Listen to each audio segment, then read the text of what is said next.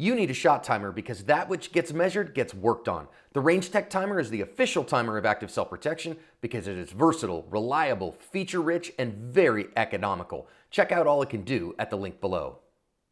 Hey everybody, it's Neil. Welcome back to Suck Less Saturday. I've got a really cool and fun person for you guys to meet this week.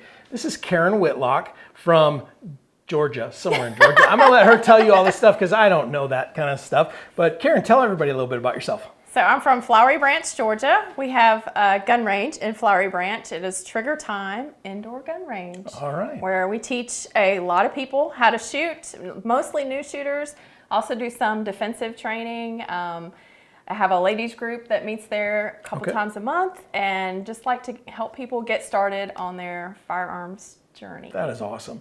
So folks, I'm going to share a little bit with you here. So Karen is part of the Active Self-Protection Instructor Certification Program. So I've got to spend the weekend with her and the rest of the class that's going through this thing right now. And part of this is they have to stand up front and do some teaching. And I'm going to tell you, this lady is somebody that I would send my girls, my wife, or my mother to go train with, or my dad, frankly. I'm really, she is a great communicator. She knows her stuff. This is legit. So if you're in that area, ever have an opportunity to stop at Flowery Branch. Flowery Branch, who knew? Anyway, but yeah, go hang out with these guys. So Karen, we talked a little bit this week, and I just sprung this on you while we were here. I'm like, hey, why don't you do a Suck Less Saturday with me? Because I think you've got stuff to tell people, and you came up with something that I really like. So talk through this a little bit with us. So my idea is this. We all have those things that we like to do. So every time you're dry firing, we tend to do the thing that we are the best at. We are really great at that compressed break, or we're really great at getting out of the holster in under a second. But this week, we need to think about those things we aren't really good at. So Neil, what aren't you good at? Oh man, so much, so much. You know what? I am not a great support hand guy. That's not my forte. Okay. So if you're like Neil and you're not a great support hand guy, maybe this week you should focus on your support hand, right? Okay. Right? I don't like doing my support hand either. So this week, okay, those one-handed drills should be your support hand.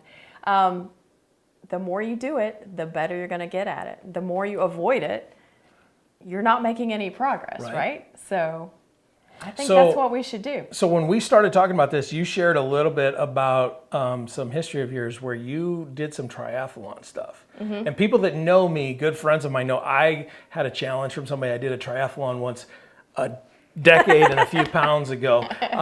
And I focused on the thing I was scared of, which was the swimming. I could always swim, and I was a good swimmer, but I was afraid. I'm like, I'm going to go out and I'm going to drown. So I spent the entire time that I had to get ready for this to swim, and the run and the bike about killed me. So tell us a little bit about your experience with that and how you focused on your training there. So, like I told you, I have done triathlons in the past. I've done actually 5 full Ironmans. So if you don't know what a full Ironman is, it's a 2.4 mile swim, 112 mile bike, and then you follow that up with a 26.2 mile run, which is a full marathon. So it sounds insane, but like anything else, the more training you put into it, the easier it is. The problem with it is you tend to focus on the couple things that you're really good at. So I love to swim. So I spend a lot of time swimming, which unfortunately is about 30 minutes of the race or an hour of the race. I spend a lot of time running because running is pretty easy. You just go outside and you run. But unfortunately, that's a small part of the race too. The biggest part of the race is the part that I wasn't that great at, and that's the bicycle riding. So I tended to not spend as much time on the bike riding. And guess what? I never got really great at it. I survived and I did it, but I wasn't that great. I never got really fast or anything. So that's kind of where that comes from, is just the idea of forcing yourself to do that one thing that you're avoiding because you don't like it or because you're not good at it. But you're never going to like it and you're never going to be good at it until you actually do it. Cool. So can I tweak your Suck Less assignment just a little bit? Please do. Because you talked about a dry fire assignment. Let's just say that somebody out there is watching, is getting ready for a triathlon, or is getting ready for something, or is trying to lose a couple pounds or whatever. Find that one thing. Be brutally honest with yourself. That's the dry fire thing that I always say. You got to be brutally honest with yourself or you're not going to get better. So be brutally honest with yourself on the one thing that it is you're avoiding that would maybe make you suck less at whatever it is you want to suck less at. And if it's your dry fire, I'm going to do the support hand this week. Sure. I've got a class coming up next weekend. You know what? I'll be better with. I will not suck as much next Saturday with my left hand as I do today. But for those of you out there, the assignment, let's just say pick something. It doesn't have to be a shooting related thing. Let's make it whatever you want. If you want it shooting related, do a shooting related thing. But find something that you've been putting off, something that you don't like. Maybe it's your bike riding. Maybe it's running, maybe it's swimming. Do your thing. You do you and suck a little bit less this week. And then put in the comments what it is that you're going to do.